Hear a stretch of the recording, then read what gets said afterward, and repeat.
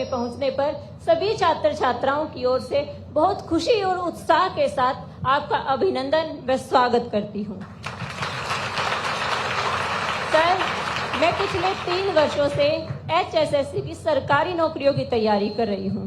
हरियाणा में बिना खर्च और बिना खर्ची की योजना वाकई काबिले तारीफ है। इसके कारण हरियाणा का प्रत्येक युवा जीवन भर आपका ऋणी रहेगा। सर, मैं एक विशेष विषय की तरफ आपका ध्यान केंद्रित करना चाहूंगी कि हरियाणा में भर्तियों का वार्षिक कैलेंडर जारी किया जाए, जैसे SSC, RRB, UPSC। सर, ये सभी भर्तियों का वार्षिक कैलेंडर जारी करते हैं। ठीक उसी प्रकार अगर साल के शुरुआत में ही हमें पता चल जाए किस डिपार्टमेंट में कितनी वैकेंसीज आएंगी, उनके फॉर्म कब तक भरवाए जाएंगे, पेपर कब होगा, रिजल्ट कब आएगा और उनकी ज्वाइनिंग कब तक करा ली जाएगी, अगर ये सब बातें सर हमें समय रहते पता चल जाती हैं तो हम अपनी तैयारी को एक समयबद्ध तरीके से एक नई दिशा दे सकते हैं। और मुझे पूरी उम्मीद है आप हमारी इस मांग को अवश्य पूरा करेंगे। सर, बहुत बहुत धन्यवाद।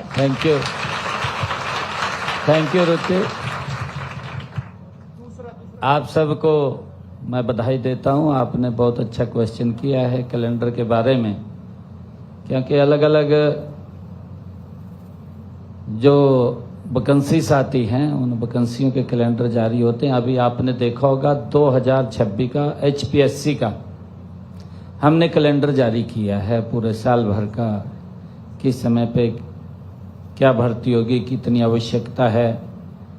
और उसके साथ साथ हमने हरियाणा स्टाफ सिलेक्शन कमीशन का भी कैलेंडर तैयार कर रहे हैं, जल्दी ही और जारी होने वाला है। क्योंकि मैंने शुरू में ही इस बात को लेकर के हरियाणा स्टाफ सिलेक्शन कमीशन को कहा था कि आप अपना वार्षिक कैलेंडर जारी करें, जिससे कि बच्चों को पता लगना चाहिए कि कब किस समय पे हम नौकरी करने वाले हैं। परंतु इसके अंदर थोड़ा ये भी आता है कि जो हर महीने के एंड में लगभग कुछ हमारे कर्मचारी रिटायर होते हैं और उसकी पूरी की पूरी संख्या उस साल भर के अंदर जब हम देखते हैं, उसका साल का कैलेंडर हमने कहा कि वो नेक्स्ट ईयर्स के अंदर चला जाएगा, परंतु हमारे बच्चों को इसके बारे में पता हो। जल्दी ही जो रुचि आपने कहा है, ये हमारा जो हरियाणा स्टाफ सिलेक्शन कमीशन का कैलेंडर है वो जारी हो जाएगा और आपको बिल्कुल उसके बारे में अवगत रहेगा कि कितनी हमारी वैकेंसीज निकलने वाली हैं, कब कब वो भर्ती होगी।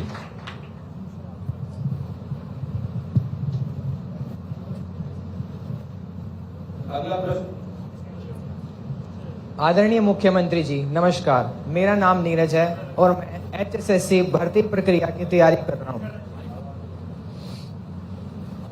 मैंने CET 2025 का पेपर दिया था, जिसमें मेरा स्कोर अच्छा है, लेकिन इसके बावजूद सर मुझे यह नहीं पता कि मुझे किन किन भर्ती परीक्षाओं में बैठने का मौका मिलेगा और उनका सिलेबस डिफाइंड नहीं है। अतः मान्यवर, मेरी आपसे विनम्र प्रार्थना है कि एक लिस्ट जारी हो जिसमें CET पास अभ्यर्थी को यह पहले से ही पता हो कि उसको कौन कौन सी भर्ती में बैठने का मौका मिलेगा और उस भर्ती परीक्षा का पाठ्यक्रम स्पष्ट रूप से परिभाषित होना चाहिए। धन्यवाद। हाँ नीरज जी, थैंक यू। आपने जो कहा है कि पूरा जो CET का पेपर है, सबसे पहले तो मैं आप सबको बधाई भी देता हूँ। ये पहली बार हरियाणा के अंदर हुआ है। मैं तो ये देखता था अपनी आंखों के सामने, और बच्चे जब पेपर देने के लिए जाते थे तो क्या स्थिति होती थी। बसों की छतों के ऊपर चढ़े रहते थे, पीछे लटकते रहते थे, बारियों में खड़े, अंदर जगह नहीं मिलती थी बस के अंदर। बेटियों को बड़ी दिक्कत आती थी, एक्सीडेंट हो जाते थे कहीं। तो बहुत भारी CET का पेपर या न कोई पेपर देना होता था तो उसके लिए बड़ी मशक्कत हमारे यूथ को करनी पड़ती थी। हमने इसको नीरज जी बड़े सिस्टमेटिक ढंग से किया। आपने देखा है अब की बार हर बच्चे को हमने पूरा रोड मैप हरियाणा का तैयार किया और ट्रांसपोर्ट को इसमें लगाया। हमारे पुलिस विभाग के अधिकारी भी लगे, उनको भी कहा कि अगर कोई बच्चा सेंटर से छूट जाता है या गलत सेंटर में चला जाता है तो उसको अपनी गाड़ी में लेकर के उस सेंटर तक पहुंचाने की कृपालता करें। ये मैंने स्पेशल उनको कहा कि अच्छा होगा कि वो बच्चे इधर उधर ना घूमें। और उसका परिणाम जब हमने इसका पूरा रोड मैप तैयार किया तो एक बच्चे को भी दिक्कत नहीं आई। उसको गांव के अड्डे से लेकर के सेंटर और सेंटर से लेकर के उसके घर तक पहुंचाने का काम किया। और मुझे खुशी है नीरज जी बताते हुए, मैंने जब अपील किया, मैंने कहा बेटियों के साथ हमने एक परिवार के सदस्य को भी अलाउ किया था बस में, भी बेटी के साथ एक परिवार का सदस्य जाएगा। और मैंने एक अपील किया कि जो माँ बाप आएंगे उनके लिए एक स्थान अलग से तय किया जाए। और सामाजिक संस्थाओं से मैंने अपील किया था कि आप वहाँ चाय पानी का लंगर जरूर लगाएं। मेरे ख्याल से खूब लंगर लोगों ने लगाए अपने आप। और मैंने एक और अपील किया था, उसका भी असर हुआ। मैंने कहा बच्चों के माँ बाप से सभी से, हरियाणा में मैं कहा बच्चे पेपर देने के लिए आ रहे हैं, आप अगर गाड़ी लेकर के बाजार से निकलते हैं या कहीं और जाते हैं, क्योंकि 2 दिन छुट्टी है, तो जाम में फंस जाते हैं बच्चे। अगर आपको कोई जरूरी काम हो तब बाहर निकले, अदरवाइज आप बाहर ना निकले। तो इस बात को भी हरियाणा के लोगों ने फॉलो किया। और जब आप पेपर दे रहे थे, मेरे ख्याल से बहुत जरूरी अगर किसी को काम होगा तब वो बाहर निकला, अदरवाइज सड़कों पे भी कोई व्यक्ति नहीं आया। ये इस बात का बड़ा एक असर रहा है। और नीरज जी आप जो कह रहे थे कि इसके बारे में भर्ती के क्या क्या उसके अंदर आता है, उसके ऊपर मैं आपको कहना चाहूँगा, क्योंकि जो भर्ती के अंदर जो हमारा सीटी का टेस्ट होता है उसके अंदर जो व्यवस्थाएं हैं, जो अलग अलग वैकेंसीज निकलती हैं, उसके ऊपर समय समय के ऊपर किसमें भर्ती करना है, ये सरकार ने निर्णय किया था कि हमारे बच्चे 2 बार वो टेस्ट देने ना चाहें। एक टेस्ट ले लें, उसका लंबे समय तक वो चलता रहे, 1 साल के बाद। वैसे हमने कहा है कि हर साल इसका सीटी का लेंगे। फिर हमने निर्णय किया कि इसको 2 साल तक हम करेंगे कि 2 साल तक उसको कर लें, परंतु हर साल बच्चे नहीं जुड़ते हैं। हमने ये निर्णय किया है कि हर साल सीटी का एक पेपर होगा। और अभी उसका पेपर हुआ, क्योंकि साल भर जितनी भी वैकेंसी आएगी आपको एक ही पेपर देना पड़ेगा, आपको 2 पेपर नहीं देने पड़ेंगे। एक मेन देते हैं, एक प्रीमियर पेपर जो देते हैं उसमें एक ही पेपर आपका मेन का रहेगा। और उस व्यवस्था को लेकर के हमने इसको किया है। और जो आपने कहा है नीरज जी कि इसमें कहाँ कहाँ नौकरी में हम अप्लाई कर सकते हैं, मेरे ख्याल जो हमारा स्टाफ सिलेक्शन कमीशन है उसके अंदर जितनी भी नौकरी निकलती है उसमें तो आप लोग सारे अप्लाई कर सकते हैं। जो हमारी स्टाफ सिलेक्शन कमीशन की जितनी भी नौकरी निकलती है, और जो हरियाणा पब्लिक सर्विस कमीशन है उसके लिए भी हमने अलग से एक परीक्षा लेने की बात कही है कि इस पैटर्न के ऊपर अलग से अगर परीक्षा लें तो बच्चों को 2 चक्कर नहीं काटने पड़ेंगे। जैसा यूपीएससी के अंदर है, चाहे हमारा उसके अंदर IAS IPS की जो कट ऑफ लिस्ट आती है उसके अंदर जाते हैं, तो हम उसके ऊपर ये लगे हुए हैं कि जो हमारे आपने कहा है कि इसका एक कैलेंडर जारी हो, वो भी हम इसके ऊपर अधिकारियों को बोल करके नीरज जी इसको करवाने का काम करेंगे। Thank you.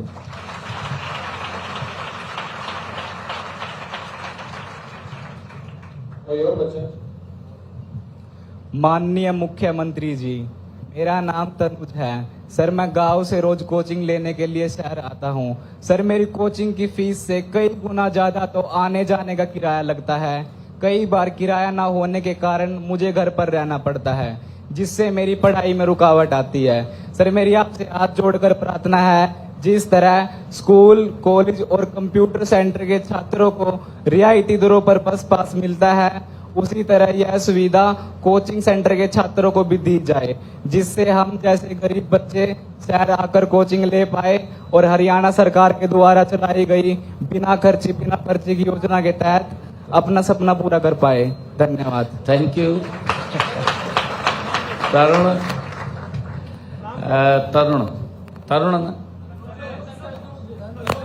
Tanuj ji, thank you. आपने जो बात रखी है, वैसे मुझे खुशी है बताते हुए आप लोगों के बीच में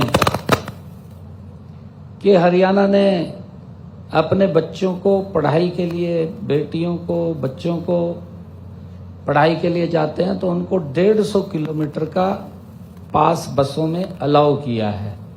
150 किलोमीटर तक वो आ जा सकते हैं पढ़ने के लिए।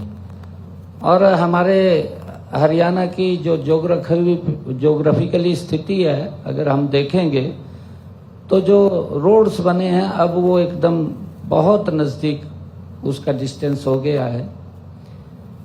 आपने जो कोचिंग सेंटर्स के लिए कहा है उसके अंदर हम इसको, मैं आईसीएस को बधाई भी देता हूं, क्योंकि इतनी भारी संख्या के अंदर जिस प्रकार से बच्चों को एक दिशा और उनको कोचिंग दे करके अलग अलग बड़ी संख्या में बच्चे सिलेक्ट होते हैं, मेहनत करते हैं, तपस्या करते हैं, और उसका परिणाम है कि आप लगातार कोई भी भर्ती आती है, उस भर्ती में काफ़ी संख्या में हमारे बच्चे उसमें सिलेक्ट होकर के जाते हैं।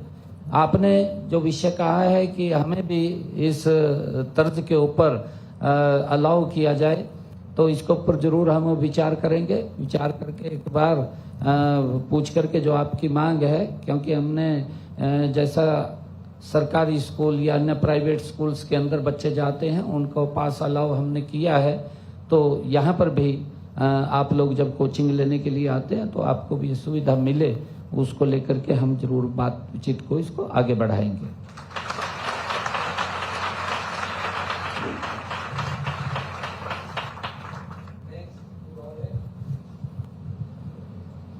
किसी और से? आदरणीय मुख्यमंत्री महोदय, सादर प्रणाम। मैं सोनू आज आपका ध्यान एक महत्वपूर्ण विषय पर केंद्रित करना चाहूंगी। महोदय, मेरे पिताजी एक मजदूर हैं। उनकी मासिक आय 10 से 12 हजार है। हम 3 भाई बहन हैं। बढ़ती महंगाई के चलते मेरे माता पिता द्वारा घर के खर्च के साथ साथ हमारी पढ़ाई का खर्च चलाना बहुत मुश्किल हो गया है। जैसे तैसे वो हमारी पढ़ाई का खर्च चला तो रहे हैं, लेकिन हमें कोचिंग सेंटर की फीस पर भी टैक्स देना पड़ता है। अगर कोचिंग सेंटर की फीस पर टैक्स ना लगे तो हमें फीस कम देनी पड़ेगी। महोदय, मेरी आपसे विनम्र प्रार्थना है कि चाहे स्कूल, कॉलेज या कोचिंग सेंटर, शिक्षा संस्थान पर जीएसटी ना लगे, ताकि गरीब से गरीब बच्चा भी बिना किसी आर्थिक बोझ के अपनी पढ़ाई पूरी कर सके। धन्यवाद। क्या नाम बताया बेटा? सोनू। हाँ सोनू बेटा, थैंक यू। आपने अच्छी बात की है कि कोचिंग सेंटर के अंदर जो टैक्स लगता है, वैसे तो मैं आपको बताना चाहता हूँ बेटा, हमारे जो स्कूल्स हैं, कॉलेजेज हैं, यूनिवर्सिटी है, कहीं पर भी एजुकेशन के ऊपर टैक्स नहीं लगता, टैक्स फ्री है। और ये अलग कोचिंग सेंटर्स हैं, क्योंकि उस परिधि के अंदर नहीं आते, यहाँ कोचिंग आप लोग लेते हैं। और जो टैक्स का विषय है, ये टैक्स का विषय ये जीएसटी काउंसिल का है, और जीएसटी काउंसिल का मैं सदस्य भी हूँ, क्योंकि वित्त मंत्री के नाते देश के जो वित्त मंत्री होते हैं वो वित्त मंत्री उस काउंसिल के सदस्य होते हैं। जो पूरे देश की काउंसिल बनी होती है, पूरे देश के जो वित्त मंत्री हैं, वित्त मंत्री उस काउंसिल का मेंबर होता है, और जो हमारी वित्त मंत्री होता है वो वित्त मंत्री उसका चेयरमैन होता है। और उस निमित्त लगभग हर 3 महीने के अंदर एक बार उस जीएसटी काउंसिल की पूरे देश भर के लोगों के साथ बैठ करके मीटिंग भी होती है। वो अपने अपने सुझाव देते हैं। कहीं ऐसे हमारे वस्तु होती हैं जिसको डिमांड करते हैं कि लोग इसके ऊपर टैक्स नहीं होना चाहिए, या ये टैक्स इसके ऊपर कम करना चाहिए, या कोई टैक्स से बाहर करना चाहिए। ये वहां पर सारी बैठ करके उस जीएसटी काउंसिल की बैठक में चर्चा होती है, उसके ऊपर विचार होता है, बड़े अधिकारी उसके अंदर होते हैं और उसमें सुझाव देते हैं। और आपने बेटा जो सुझाव मेरे को दिया है, मैं जीएसटी काउंसिल का मेंबर हूं, क्योंकि वित्त मंत्री हूं मैं, मुख्यमंत्री के साथ साथ मैं वित्त मंत्रालय भी देखता हूं, तो जरूर आपकी इस बात को जीएसटी काउंसिल के अंदर मैं रखूंगा, ताकि हमारे जो सेंटर्स हैं उनको भी इस टैक्स से बाहर किया जा सके। अगला विद्यार्थी। माननीय मुख्यमंत्री महोदय, सबसे पहले आपको मेरा सादर प्रणाम। मेरा नाम मुस्कान है। मैं पिछले 2 वर्षों से एसएससी, रेलवे, बैंकिंग जैसी अन्य परीक्षाओं की तैयारी कर रही हूँ। सर, केंद्रीय स्तर पर ऑनलाइन भर्ती परीक्षाओं में server down, computer hacking, paper leak, तथा परीक्षा केंद्रों की लंबी दूरी जैसी अनेक गड़बड़ियां होती है, जिनके कारण मेहनती अभ्यर्थियों का समय, धन और परिश्रम व्यर्थ हो जाता है। जिस प्रकार पूरे हरियाणा में फेयर सिलेक्शन होते हैं, उसी प्रकार पूरे देश में भी फेयर सिलेक्शन होने चाहिए। मुझे आशा है आप इन सभी बातों पर विचार करके एक महत्वपूर्ण कदम उठाएंगे, जिससे आपकी और हमारे माननीय प्रधानमंत्री जी की छवि अच्छी बनेगी। आपका धन्यवाद। थैंक यू मुस्कान बेटा, मैं आप सबकी पीड़ा को बिल्कुल इस बात से समझता हूं, क्योंकि ये बड़ा एक आपने जो विषय रखा है ये दिल को टच करने वाला विषय है, क्योंकि बच्चा बड़ी मेहनत करता है, पसीना बहाता है, तपस्या करता है, रात रात भर जागता है, उसकी तपस्या का नहीं पता लगता किसी को, क्योंकि अकेले में बैठ करके वो जितनी मेहनत करता है उस मेहनत का ही ये परिणाम आता है। और जब ये इस प्रकार के घटनाक्रम होते हैं कि पेपर लीक हो गया, तो बच्चे के ऊपर एक बहुत बड़ा दुखों का पहाड़ अगर कहें हम, वो दिक्कत खड़ी होती है उसके सामने। परंतु इसके अंदर बेटा मैं एक बात आप लोगों से जरूर करना चाहूँगा, क्योंकि आपने ऐसा विषय जो रखा है पेपर लीक का, ये घटनाएं लंबे समय से चल रही हैं, आज तक इसके ऊपर चर्चा नहीं की गई। लोकसभा के अंदर 1986 के अंदर एक बिल आया था, 1986, तब मेरे ख्याल से 1986 में भी बहुत छोटा था, मुझे भी नहीं पता है कि ये बिल आया था नहीं आया था, मैं छोटा था काफी। 1986 में ये बिल आया कि बच्चों के पेपर लीक होते हैं, इसके ऊपर कोई कानून बनना चाहिए। लोकसभा के अंदर चर्चा हुई, चर्चा ही हुई, कुछ हुआ नहीं है खाली चर्चा हुई, चर्चा कर ली, उसको बंद कर दिया। उसके बाद 2022 के अंदर आदरणीय नरेंद्र मोदी जी इस पेपर लीक को लेकर के एक बिल लेकर के आए, कानून बनाया, उससे फर्क पड़ा। हमने हरियाणा के अंदर पेपर लीक को लेकर के कानून बनाया, उसके अंदर सजा का प्रावधान किया गया, और कोई अगर इस के अंदर शामिल होता है कि पेपर लीक कोई गिरोह बना हुआ है या कोई पेपर को बाहर जारी करता है, तो उसके खिलाफ सख्त कार्रवाई कर सके। क्योंकि यह घटनाक्रम फिर हुआ, आदरणीय प्रधानमंत्री जी ने इस विषय को लेकर के गंभीरता से इसके ऊपर काम किया, क्योंकि कई बार अफवाहें चलती रहती हैं, पेपर लीक हो गया जी, पेपर लीक हो गया, परंतु जब तक हमारे पास कोई तथ्य या परिणाम उसका सामने नहीं आता, तब तक हम कार्रवाई नहीं कर सकते। जो ही हमारे पास कोई तथ्य सामने आता है तो सख्त कार्रवाई भी हम करते हैं। अभी प्रधानमंत्री जी लोकसभा के अंदर उन्होंने कहा कि बच्चों के भविष्य के साथ किसी भी व्यक्ति को यह अधिकार नहीं है कोई खिलवाड़ कर सके। ये जिम्मेवारी, ये हमारी सरकार की जिम्मेवारी है। मुझे खुशी है लोकसभा के अंदर बिल आया, और बिल इतना सख्त आया कि अगर कोई इसमें संलिप्त होगा तो उसके खिलाफ 10 साल की कठोर सजा का प्रावधान उसमें किया गया, और भारी भरकम जुर्माने का भी प्रावधान किया गया। अगर वो व्यक्ति जुर्माना नहीं दे सकता तो उसके घर को बेच करके, कुड़क करके, उसकी संपत्ति को कुड़क करके उसकी भरपाई की जाएगी, ताकि आने वाला कोई व्यक्ति इस प्रकार के जो पेपर लीक के गिरोह में वो शामिल ना हो सके। उसको लेकर के सख्त कानून बनाने का काम किया है। और मैं आपसे ये आग्रह भी करूंगा सभी यूथ से, क्योंकि घटनाक्रम हो जाते हैं। आजकल टेक्निकल सोशल मीडिया का जमाना है, पता नहीं चलता कहाँ क्या हो रहा है। अगर जैन जी कहें या आजकल जो स्क्रीन जैन जी कहें, आपके हाथ में मोबाइल है, आपके आजकल तो ऐसा सिस्टम आ गया कि पता भी नहीं चलता, आपके बटन के अंदर कैमरा लगा हुआ है, सारा कुछ आपको पता है। कान में अगर कोई चीज रख लेंगे, किसी को पता ही नहीं चलेगा कि कान में कुछ रखा है। वो भी इस प्रकार का एडवांस टेक्निक आ गई है। परंतु इन सब चीजों को लेकर के सरकार बड़ी अवेयर है, और लगातार इसको लेकर के सख्त कानून की तरफ सरकार बढ़ी है। मैं आपको इतना विश्वास दिलाता हूं कि हरियाणा के अंदर या देश के अंदर कोई भी व्यक्ति इस प्रकार की गतिविधियों में अगर संलिप्त होगा, उसके खिलाफ बहुत सख्त कार्रवाई की जाएगी। ये मैं आपको पूरा विश्वास दिलाता हूं, ताकि इन घटनाक्रमों को रोका जा सके। और आप देखते हैं हरियाणा के अंदर हमने, ये कोई छोटा साधारण बात नहीं है। प्रधानमंत्री जी ने अभी जींद हाइड्रोजन ट्रेन का जब वो उद्घाटन करने के लिए, झंडी दिखाने के लिए आए थे, तो सोनीपति वो ट्रेन आई थी, क्योंकि जींद से सोनीपत वो चली है। मंच के ऊपर उन्होंने कहा है, मंच के ऊपर ये कहा उन्होंने वहां पर कि जो बिना पर्ची बिना खर्ची का सिस्टम हरियाणा के अंदर बना है, ये कोई साधारण काम नहीं है, ये बहुत बड़ा काम है। जो इसके पीछे जैसे आप मेहनत करते हैं दिन रात, मैंने कहा है आपकी तपस्या है, आपकी मेहनत है।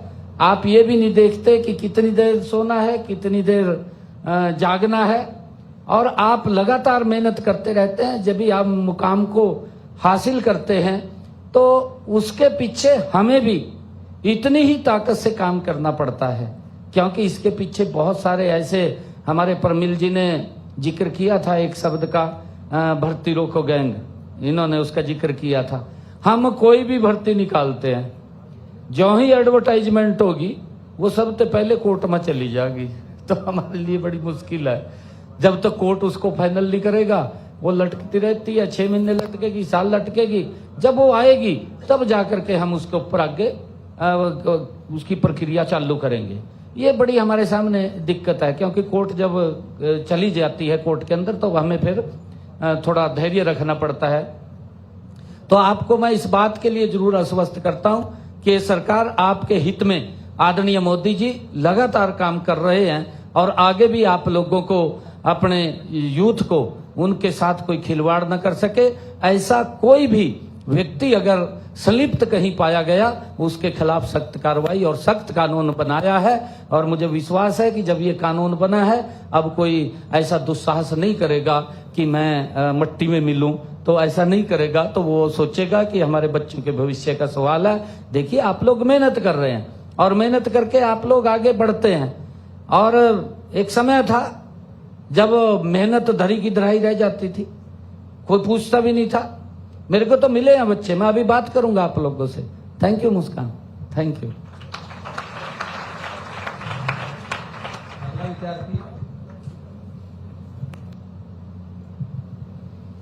नमस्कार सर, मेरा नाम वर्षा है। मेरे पिताजी मजदूर हैं, जिनके द्वारा मेरी कोचिंग की फीस दे पाना बहुत कठिन हो जाता है। मुख्यमंत्री महोदय, मेरे जैसे छात्रों के लिए कोचिंग छात्रवृत्ति योजना लागू की जाए, जिससे कि गरीब प्रतिभाशाली छात्रों को आगे बढ़ने का अवसर मिलेगा। धन्यवाद। हाँ वर्षा, थैंक यू। अच्छा, आपने ये कहा है जो आपका क्वेश्चन है, परंतु बेटा मैं आपको बताना चाहता हूं सरकार किस गति से काम कर रही है। बेटियों के लिए ग्रेजुएट, पोस्ट ग्रेजुएट तक हमने फीस माफ की है। पहले किसी बच्ची का पैसा नहीं लगता फीस का।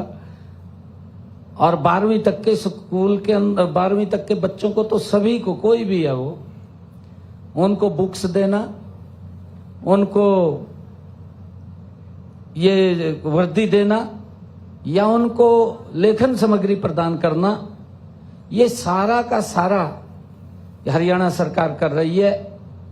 उसके साथ साथ मैं वर्षा आपको बताना चाहता हूं कि हमने अभी पिछले दिनों निर्णय किया था, अपने बजट के अंदर भी मैंने बोला था कि हमारा हरियाणा का बच्चा देश के किसी भी सरकारी संस्थान में पढ़ने के लिए जाता है, एससी या बीसी समाज का, तो उसकी स्कॉलरशिप के माध्यम से फीस देने का काम वो हरियाणा सरकार करेगी। बाहर भी, यहां भी उनको स्कॉलरशिप देने का काम हमारी सरकार कर रही है। और मुझे खुशी है कि हमारी बेटियां मेहनत करती हैं, आगे बढ़ती हैं। वर्षा जी, आपने जो इसके बारे में कोचिंग सेंटर्स के बारे में कहा है, उसके लिए भी जरूर इसके ऊपर मंथन विचार किया जाएगा। हमने गांव के अंदर पिछले दिनों लाइब्रेरी खोली है, आपको मालूम है, और लगातार हम खोल रहे हैं कि हर पंचायत के अंदर एक लाइब्रेरी हो, एक बड़ी लाइब्रेरी हर सिटीज के अंदर हो, नगर पालिका, नगर परिषद, नगर निगम, उसके अंदर एक बड़ी लाइब्रेरी हो।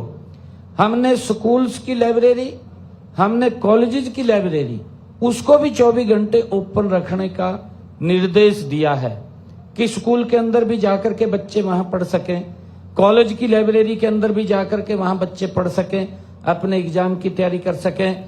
कोचिंग सेंटर्स के अंदर आप यहां आते हैं क्योंकि आपको एडवांस यहां से शिक्षा मिलती है, और कई बात ऐसी होती है कि जो बच्चे बड़े होते हैं, वो बच्चे जो मजबूत परिवार से होते हैं उनको दिक्कत नहीं आती, परंतु जो गरीब परिवार होता है, जैसे वर्षा जी आपने कहा है कि पिताजी मजदूरी का काम करते हैं, ऐसे परिवारों को कोचिंग की फीस देने में भी दिक्कत आती है।